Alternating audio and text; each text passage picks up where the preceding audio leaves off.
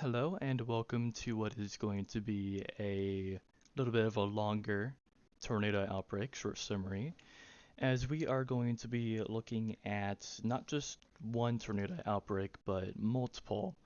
We are specifically focusing on tornado outbreaks or tornadic events that only had a single violence, in this case F5s.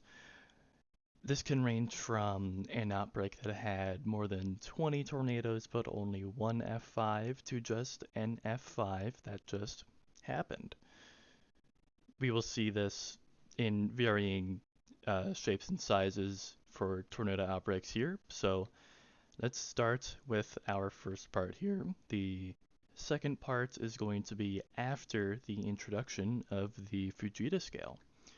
So we start 20 years before then. On May 29th, 1953, Fort Rice, North Dakota would see an F5. We have a track here, very nicely provided by Tornado Talk. This tornado would track just under 24 kilometers and reach in at a maximum width of around 550 meters.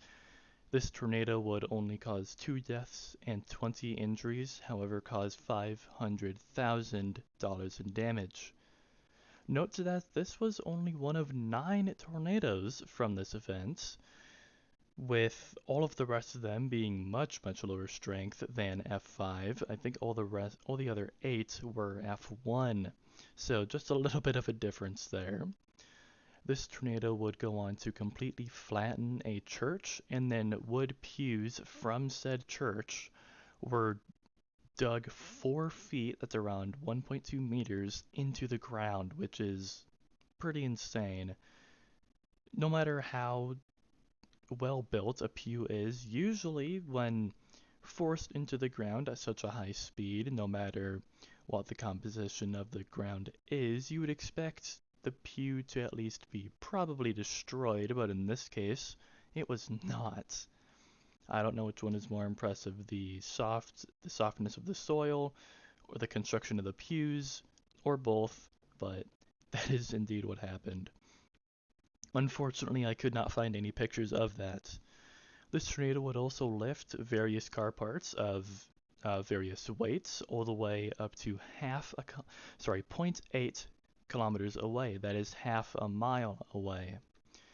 This tornado would then cross Lake Oahe, Oahe. There's too many vowels in there and not a proper consonant to separate them, and then the tornado would dissipate. I butchered that lake name, I know, I'm sorry. Also in 1953, on June 27th, Anita, Iowa would see an F5.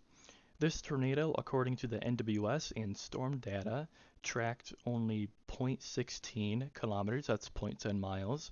However, according to Dr. Grzoulis, and what is most likely correct, pathed 16 kilometers, which would be 10 miles. So quite the difference here. What we do know is that this tornado reached around 91 meters wide, that's around 100 yards wide. This tornado caused 1 death, 2 injuries, and $250,000 in damage.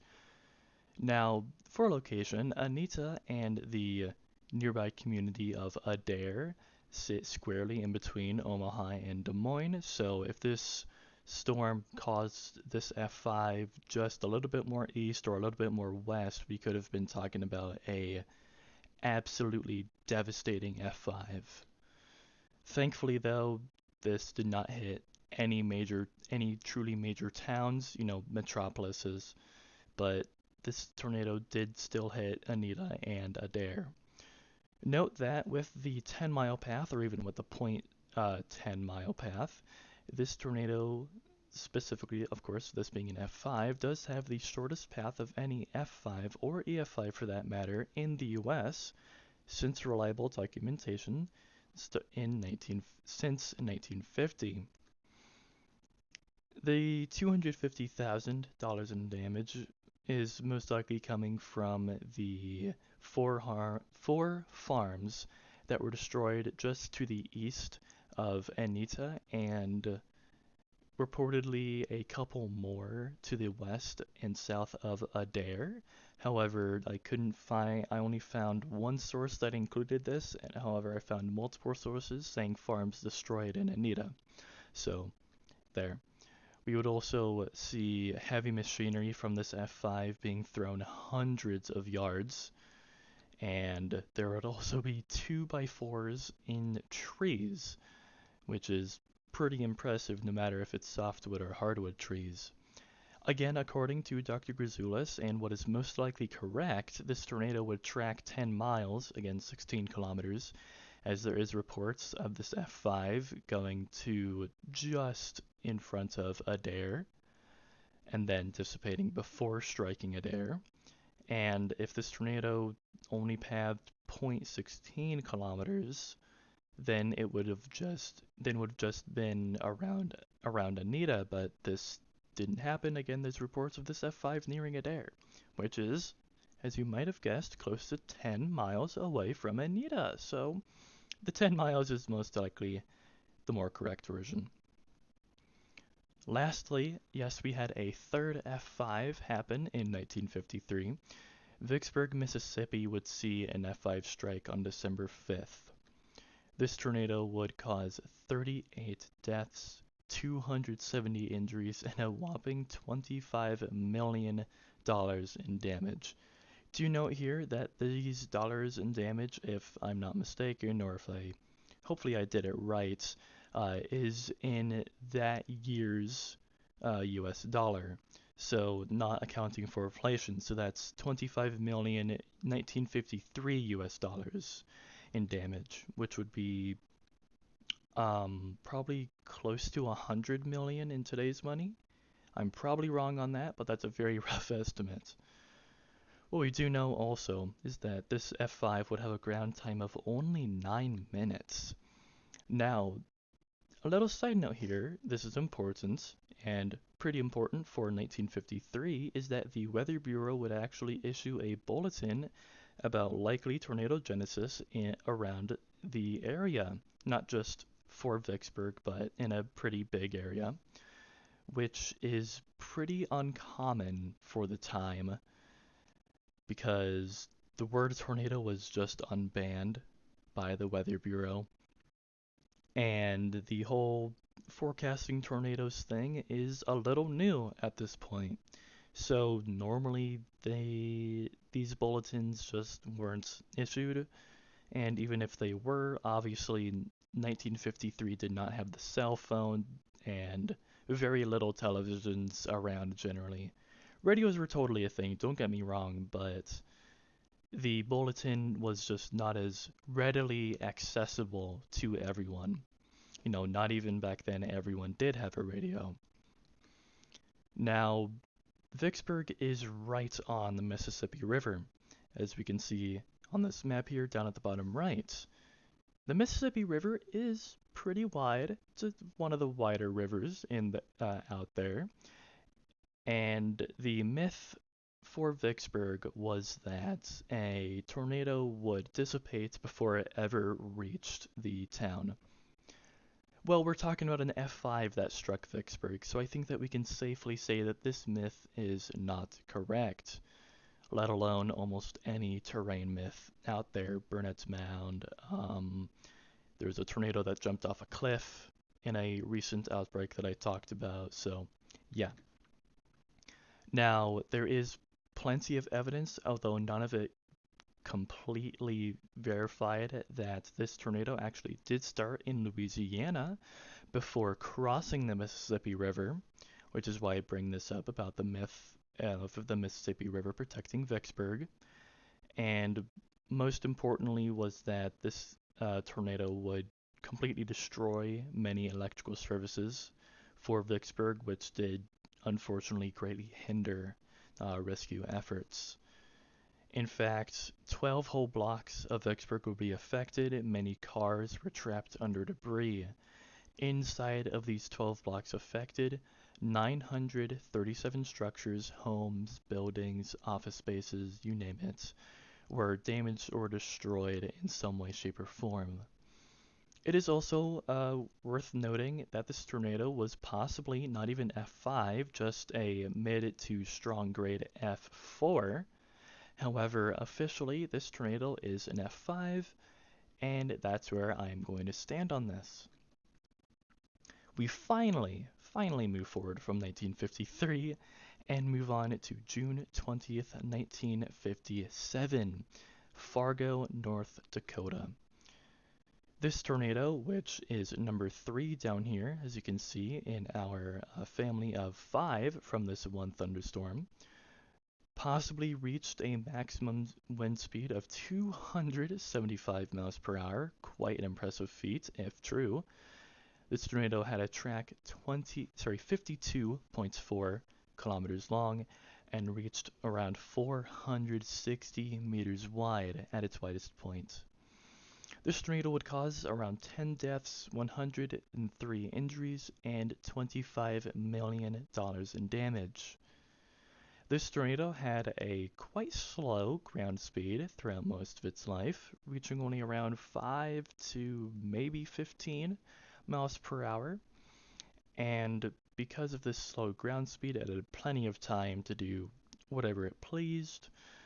In the process of hitting the community of Fargo, 100 blocks would be damaged. In fact, this storm would go on to produce 2 more tornadoes before finally dissipating and dumping everything that it destroyed in Fargo.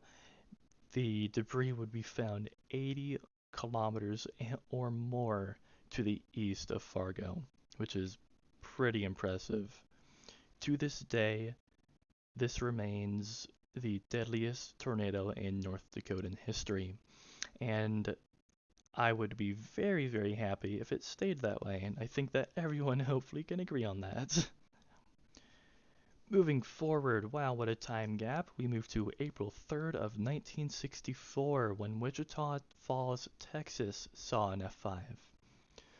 This tornado only had a path of only 9 kilometers long and reached around 450 meters wide, although it was usually a fair bit less than this. You didn't see that. This tornado would cause 7 deaths, 111 injuries, and just around 14 to 15 million US dollars in damage. This tornado would strike the northwest part of Wichita Falls, where the subdivisions of Sunset Terrace and Lincoln Heights are. Through destroying these subdivisions, 225 homes would be destroyed, some of them completely wiped away, and 266 other buildings would be damaged in some way, shape, or form. This tornado would also manage to strike Shepherd Air Force Base, and there is also an airport pretty close to Wichita Falls where the Weather Bureau has an office. Well, this tornado passed so close to the Weather Bureau office that the freight train-like sound that is very often described with tornadoes was audible from this office, which is pretty incredible if you ask me. Note that this is the first violent tornado is an F4 or an F5 to hit the area on record. We jump a little bit more forward to May 5th, 1964, when Bradshaw, Nebraska saw an F5. This tornado coursed a very impressive 112 kilometers and reached around half a kilometer wide. Anywhere from 2 to 4 deaths are reported to have been caused by this tornado, and numerous injuries were also reported. This tornado would touch down at just around 1700. That would be Central Daylight Time, so that's 5 p.m. And this tornado would not lift until around, pardon me, sorry, around, 6 or 7 o'clock, I believe. This tornado is also reported to have been multi-vortex, even, and as we can see from its path, while it did not spare Bradshaw, would spare Aurora, Hampton, Stockham, Harvard, Inland, Giltner, O'Sally, Oscoda, Coala, Ocelia, Shelby, Stromsburg, Rising City, and there would indeed be a little bit of damage in Bellwood though. Note that this is one of only two violents to ever happen in North Dakotan history. These, this second one would be an F4, or sorry, we're talking about violence before the Fujita scale was introduced. In this case, there was like the Hallam, Nebraska F4. Um, but at the time, this was one of only two violents in Nebraskan history. I almost said North Dakotan. The second one again was an F4 that happened, I think, if not on the same day or just a day before this tornado. Probably the one tornado that everyone who's into weather has at least probably heard of at least once if you research tornadoes enough. This is the Jackson, Mississippi F5 that struck on March 3rd, 1966. This indeed is the Candlestick Park tornado. This tornado would track an extremely impressive 325.9 kilometers and reach up to over 800 meters wide. Now, it is worth noting that this tornado is possibly two tornadoes. However, officially, this is just one path, so that's where I'm going to stand on this. This tornado would cause 58 deaths, 518 injuries, and a whopping $75.5 million in damage. Note that this is only one of four tornadoes from an event so small that it can't even be considered a tornado outbreak. You usually need around 7 to 10 to be considered an outbreak.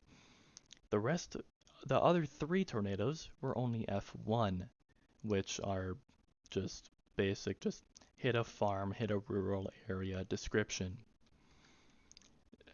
Most notably, however, or at least one of the more notable things that this tornado did was that it would fell WLBT's communications tower, which I was very thankful to find a photo of here. The link for where I found these photos will be in the description. In fact, all of the sources for this video will be.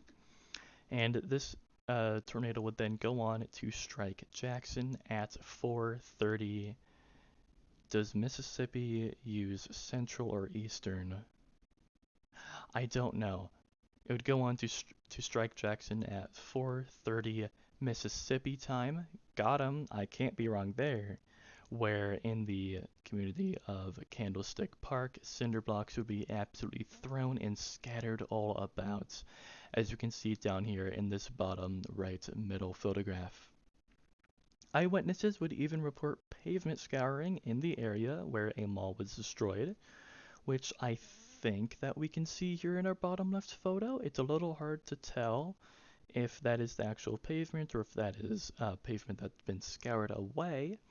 But in any case, this tornado would continue along, twisting steel girders at a destroyed glass factory, and then as it crossed into Alabama, it would thankfully not hit Tuscaloosa, although it did come quite close to doing so. Also, in 1966, Belmond, Iowa would see an F5 in October. Weird, huh? October not really a month for tornadoes generally. This tornado had a track of just over 15.5 kilometers and reached in at a whopping 914 meters wide at its widest point. This tornado would cause 6 deaths and 172 injuries. Thankfully, this tornado would hit just after the high school's homecoming parade. I likely would have said a much higher death count if this tornado did hit during the homecoming parade. However, by this time, mostly everyone was home at this point. Around 109 homes were completely destroyed, with hundreds more being damaged. Note that so far in recorded history for United States tornadoes, This is the only F5 or EF5 to happen in October. However, this tornado was only labeled as a minimal F4 by Dr. Grizulis, so this is up for debate. He found that there is just a minimal F4 damage, with the F5 rating being a stretch. But officially, this tornado is still an F5, so that's where we have to stand down there. Alright. One of the last tornadoes here, folks. I know it's been a little bit of a longer one. This tornado, this F5, would strike Tracy, Minnesota on June 13th, 1968. In fact, this photograph down here at the bottom right is actually an award-winning photograph. This tornado would track just over 14.5 kilometers and reach around 138 meters wide. This tornado caused 9 deaths, 150 injured, and $43 million in damage. This is one of only 2 official F5s to ever strike Minnesota. There are some that both before and after this tornado that are plausible F5s, but again, one of only 2 official F5s. Keyword, of course, is official there. This tornado also came from an event that is too small to be even considered a tornado outbreak, one of only 5, the rest of them being, I believe, 3 of them were F1, and then the 4th was an F2, I think. So this would bring the count up to 20% of the tornadoes being violent. However, 1 in 5, sorry, pardon me, 1 in 5, you don't really have a big sample number there, but I digress. Note that this tornado is estimated to have reached wind speeds of 300 miles per hour, possibly more than once, which is pretty insane, and considering that this is just estimated without Doppler on wheels or anything like that, is pretty crazy. More than 300 homes would be affected in some way, shape, or form, being destroyed or damaged. A boxcar from a train, it is unknown if it was full or not, would be thrown over a block, and I-beams would be carried for over 2 whole miles. It was also in the areas that were heaviest hit that this tornado reportedly caused ground scouring. However, I was unable to find any photographs of this ground scouring. This is our last tornado here, folks. This tornado struck Lubbock, Texas on May 11th, 1970. One of the more notable things that this tornado did was strike the former Great Plains Life Building. In fact, in the box here in pink, we can see the darker shade, the darker brown shade. Though that brick color is the original brick, so all of the lighter ones is one that was replaced by the community. So that should show just the damage that this tornado did. The Lubbock F5 would track just over 13.5 kilometers and reach a pretty staggering 1.2 kilometers wide. That is 3/4 of a mile wide. This tornado caused 26 deaths, more than 1,500 injuries, and more than $135 million in damage. Very notably, this tornado would strike after nightfall, and the wind speeds are estimated to be around 290 miles per hour. Again, another crazy wind speed. Very thankfully, though, this being 1970, we do have the WSR-57 at this point.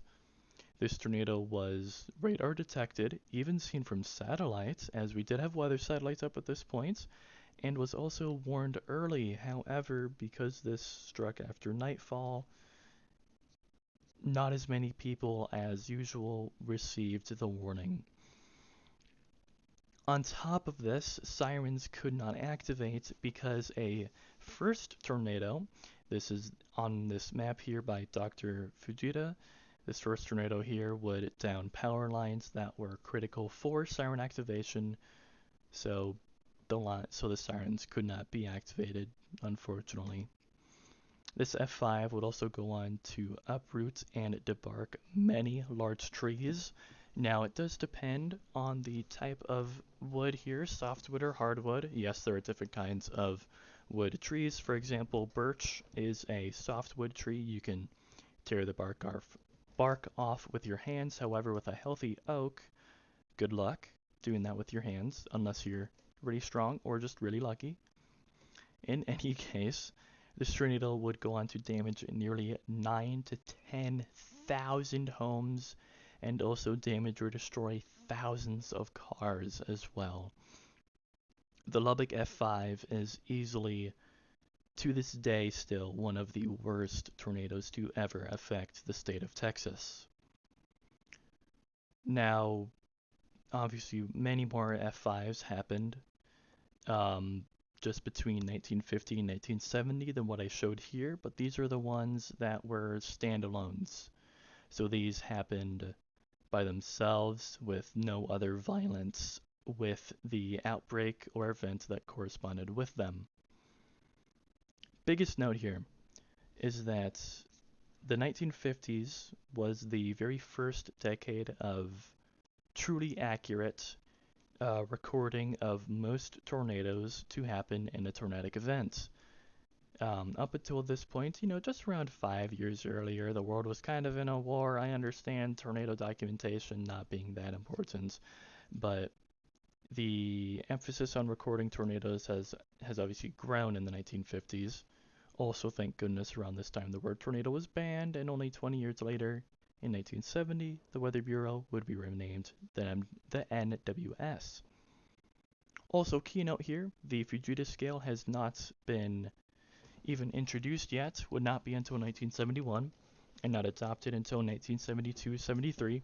So all of these tornadoes are retroactively graded. Technically, yes, every single tornado is retroactively graded, but bear with me here. you y'all understand what I mean. And also note here that in 1965, because of the Palm Sunday tornado outbreak, we would see a completely new warning system that greatly alleviated confusion with the system, and we will continue to very thankfully see that working very well in the future. In fact, it's still used to this day, so I think it's a pretty good system. This is only part 1 of 2 for Standalone F5s. The second video will be after the Fujita scale has been introduced and cover a lot less tornadoes, as I've already talked about a fair few of them. But in this case, folks, that is all that I have for this video. I thank you all so much for watching, and I hope you learned something new, and I'll see you in the next one.